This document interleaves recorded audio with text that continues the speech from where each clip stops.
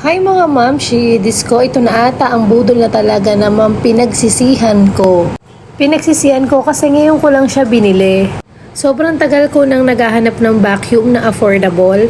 Yung talagang tinitingnan ko sa mga vloggers, sa mga tiktokers, kung alin talaga yung magandang vacuum. Syempre, para worth it naman yung bibitawan mong pera.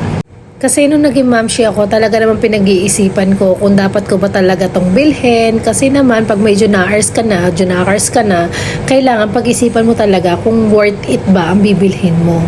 Aba, hindi naman talaga ako pinahiya ng vacuum Dearman na to, na DX115C.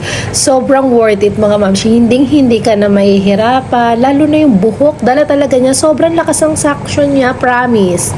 Hindi ko kayo binubudol mga mamshi ha. Sinasabi ko lang na magiging maalwan yung trabaho nyo, lalo na kapag may mga junakers kayo na maliit na bantayan. Napaka-effective nito kapag meron kayo nito kasi madali nyo nang malilinis ang bahay nyo.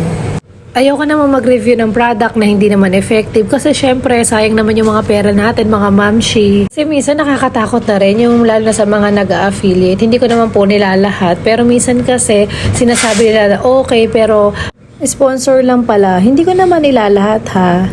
Kasi syempre, para sa aming mga mamshi, talagang napakahalaga ng pera. Lahat ng bibitawan mo, kailangan, syempre, pag-iisipan natin yan. Kaya ito mga mamshi, kung nagustuhan nyo itong mini vlog ko, see you on my next mini vlog. Thank you for watching. Bye-bye!